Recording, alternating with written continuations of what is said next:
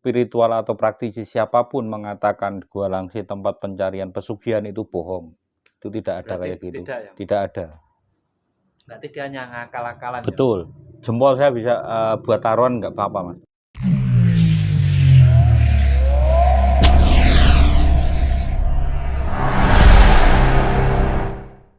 Salam rahayu buat semuanya, matur sembah nuwun, masih di Marifat Jawa Channel bersama Kang Pro.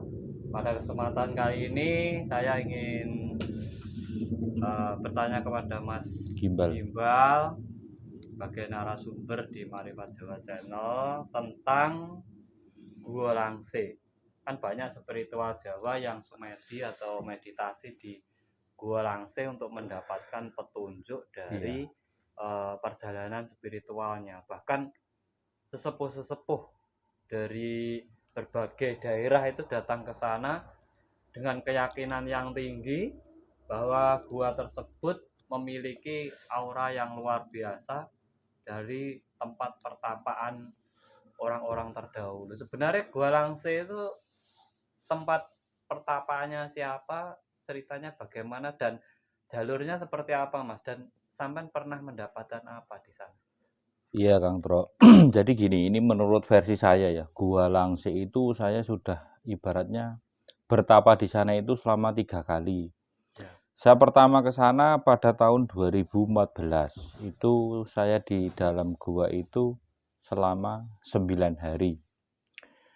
Dan cuma kalau memang seperti aura-aura apa ya, mistis itu memang sangat kuat dan sangat pekat sekali. Dan menurut abah saya, Gua Langse itu dulu pertapaannya Eyang Panembahan Senopati, Eyang Kanjeng Sunan Kalijaga, dan Pak Karno kan gitu. Dan pada pertama saya ke situ, saya belum mendapatkan suatu petunjuk. Terus pada tahun 2015 saya ke sana lagi. Saya rencana di sana 15 hari, itu baru dapat 7 hari, Mas. Di sana itu ada seorang praktisi dukun dari Semarang. Itu jatuh di situ beserta pasiennya. Ternyata di situ dia mau melakukan uka-uka pencarian pesugihan dan keduanya pun meninggal di situ. Itu sama pihak kepolisian ditutup untuk sementara waktu kan gitu. Terus saya kembali lagi pada tahun 2019. Saya kembali lagi di sana 21 hari. Dan pada waktu malam ke-7, saya itu seperti mendapatkan, bisa dikatakanlah wahyu. Itu segede piring.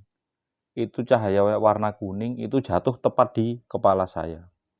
Itu saya teruskan karena apa? Waktu saya di situ kan masih belum selesai gitu ya, Mas. Lah, disitulah saya mendapatkan pencerahan itu dari kakek saya sendiri bahwa perjalanan saya seperti itu disuruh berhenti dan saya disuruh kembali ke asal usul saya, kembali ke Jawa.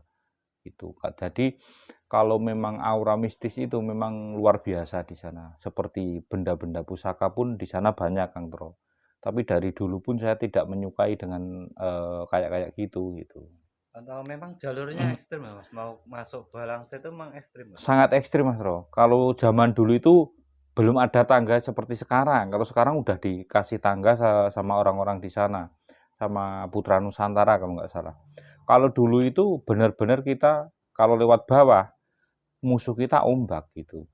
Dan kalau lewat atas kita cuma bergelantungan dengan akar-akar pepohonan itu. Kita salah menginjak pun langsung masuk ke dalam lautan itu gitu.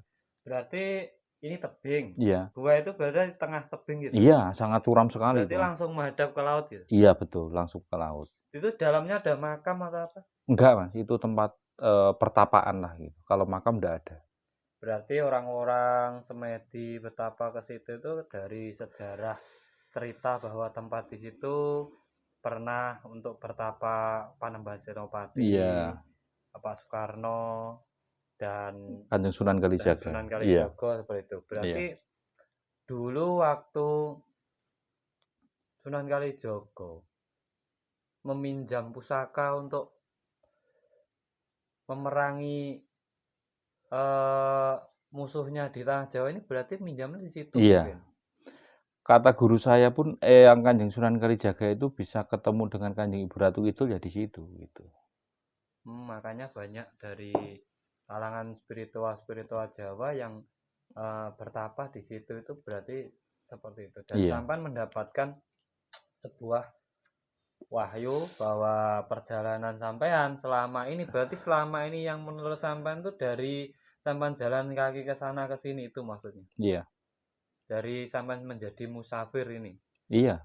Dan itu disuruh berhenti gitu. Disuruh berhenti ya saya ibaratnya perjalanan saya seperti itu suruh berhenti dan saya disuruh kembali ke asal usul saya. Itu pada tahun 2019 gitu, Mas Bro. Dan dalam waktu itu sampean memang keadaan mungkin hidup sampean atau ekonomi sampean memang mungkin apa baik-baik saja atau sedang merosot sangat drastis itu Kang Bro, posisi itu. Pada waktu itu anak istri saya tinggal berkelana terus gitu. Sedangkan kadang-kadang namanya juga manusiawi. Kadang saya kepikiran di waktu saya itu zikir, entah saya itu meditasi itu keinget wah ntar anak istri saya itu makanya gimana gitu. kalau menurut sampean bagaimana Mas? Ini saya juga ada pesan kan dari kakek saya begini. Kalau kamu ingin laku spiritual, cukupi dulu keluargamu. Iya benar. Di saat keluarga sudah cukup, tidak kekurangan apa-apa, maka kamu akan enak ataupun akan khusyuk dalam laku Perjalanan spiritual. iya. Itu memang benar kalau. Iya, memang benar. Setelah saya dapat istilahnya seperti wahyu kayak gitu, seperti apa ya? Katakanlah ekonomi keluarga itu udah agak stabil lah gitu, Beranjak naik lah. nggak seperti dulu yang sangat drastis gitu kan. Soalnya saya perjalanan kayak gitu dari tahun 2010. Anak saya itu kalau nggak salah baru usia 3 bulan. Gitu. Berarti sampan musafir itu kalau sampan ingat itu udah berapa tahun? Kurang lebih sampai sekarang itu ya 13 tahunan. Sampai sampan di sini nih, Iya, ketemu di sampai sini ini. Berarti itu selama 13 tahun. 13 tahun. Jadi ternyata Gua Langse adalah tempat pertapaan dari orang-orang dulu yang memang punya nama besar ataupun bisa bikin sejarah di tanah Jawa. Bahkan diyakini bahwa Kanjeng Sunan Kalijaga adalah ikon ya. Betul. Ikon spiritual tanah Jawa kan. Iya. Dan Panembahan Senopati kan memang diyakini sebagai ratu dedemitnya tanah Jawa. Betul. Ataupun penguasa di tanah Jawa. Makanya banyak orang-orang yang melakukan semedi tapa berata di Gua Langse. Berarti cerita Gua Langse itu memang muncul dari sejarah itu ya Mas? Iya benar. Dan bahkan yang guru saya, tapi saya tidak berani menyebutkan namanya, dia bisa ketemu Kanjeng Ibu Ratu Kidul, Kanjeng Ibu Retno Dumila itu ya di situ.